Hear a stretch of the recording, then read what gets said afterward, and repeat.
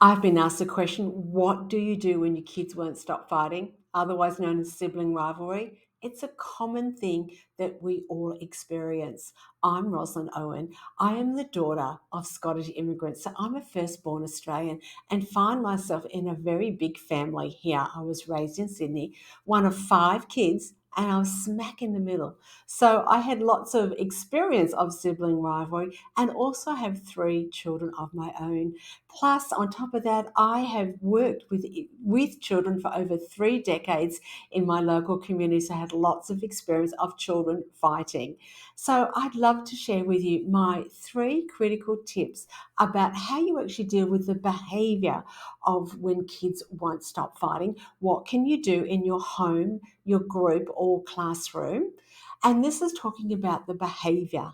I find it best to deal with children's behaviour and then looking behind the behaviour, what might be going on for that child separately. So, the three tips I'm going to share with you are going to help you deal with the behaviour whenever it arises in the classroom or at home quickly and easily. Once you've dealt with the behaviour, of course, we wait for an opportunity when children have calmed down. We are calm as well as the adults, and we can have a heart to heart conversation with them and talk about what went on, what was going on for them as well. Let's jump right in and discover three tips that'll help you every single day.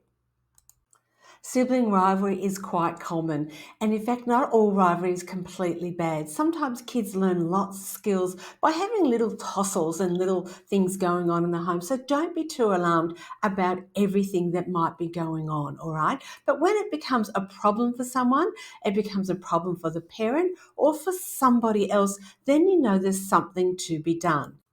Here are my three brilliant tips that I know will help you in your sibling rivalry at home or in your extended family or even in your classroom. Number one is celebrate the differences and limit competition. Number two, kids can fight out of sight. Number three, when you do have to referee, do it at a price where it costs the kids something and they learn a lesson. Our first one, celebrating the differences within the family or your group or classroom, because this is really important. We are all uniquely made and made for a difference where we actually can complement and help one another. And it's often common that we want people to be like us, but helping kids understand that within your family unit, within their group, within their classroom, there are differences, and that's to be celebrated, not to be belittled or not to be pulled down. So we would do this sometimes similar easily around the meal table, which is a great time when we encourage kids to sit down, and the dinner table was a great place for storytelling and for lots of learning. And we would talk about things how each of us was different, how we had a preferred love language and how that made us feel. And you can find out those resources on that website, Love Languages for Children. You can talk about the different giftings that we all have and how sometimes we're good at one thing and good at another. And we keep celebrating and highlighting differences and that they are welcome and that's okay. One little game that we often would play, very simple game, One Thing I Like. It's as easy as it sounds. We sat around the meal table and we would say, what is one thing you like about, say, Dad? And everybody at the table had a turn of saying one thing that they like about Dad, or one thing they liked about their brother or their sister or their grandparent. And it was such a powerful way to actually celebrate and rejoice in differences and encourage kids to look for the good in one another. Second thing there is limit competition. Sometimes competition really fuels rivalry. In a way, it can backfire onto us. I know sometimes we like to use it to challenge our kids and to stimulate them, but limit it and just watch that you don't do too much where it actually fuels the rivalry and comes out in another way. And of course, the last one there is avoid comparison. Because don't we all hate that?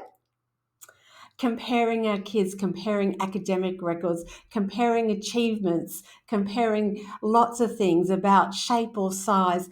Just watch out for that and that you keep celebrating who they are uniquely.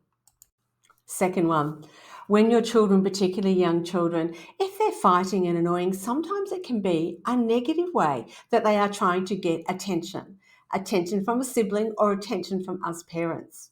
And I know I have found this to be the case in my family. So when they're fighting out of sight, I could see into my front yard through my windows beautifully. So I said to my children, "You're welcome to continue to fight outside so long as it's not a problem for me." And of course, I could watch them and make sure that things never got out of hand. And so we want people to be safe, but children often will not fight when it's not getting negative attention. So try that and see if that eliminates some of the sibling rivalry that's going on, but making sure, of course, everybody is safe. Number three, for managing the behaviour in this, is when you actually have to be the referee or umpire. And it does happen for all sorts of reasons, whether practical, physical, or emotional, where things are getting heated and you know you need to intervene.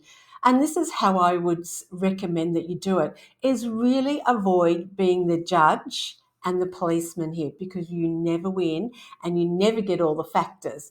Don't believe the stories that they told you about he said, they said. You know what I mean? Just don't get into those things, but actually say, "I'm willing to referee and umpire this so that you can resolve it and everyone can be safe, but it will cost you. And I'm happy to take payment with money or with time. And you can maybe do some jobs for me and get back some of my time. And my rate is about $20 for 10 minutes. Is that okay, guys?" And then give the kids a choice about how they would want to repay that for you. Now, and of course, I go into lots more detail in some of the workshops around this concept of children owning their own problems and solving them. But offering them to be an umpire and a referee is really a wise idea as well. And things might get solved, but also they begin to learn maybe they need to work harder at solving their own problems as well. Now, lastly, on this whole topic of sibling rivalry, which is very common for all of us parents and also siblings, look behind the behaviour. What do I mean by that? Well, often when emotions are heightened, kids can't think clearly. It's all about their emotions. So you can't have these conversations in the midst of the battle. So you have to wait for a moment where emotions have calmed down, their thinking brain is back there, and you can begin to talk about what went on and what went wrong and what is going on behind that. But you need to look for an open window with your child to do that. And don't ignore it.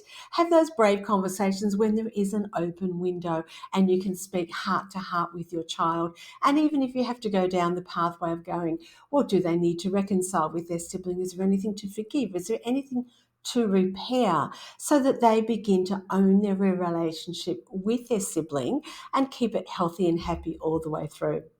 I hope you enjoyed these 3 quick tips. If you would like to know more about some of these parenting tools, please reach out. I would love to be able to serve you and your family.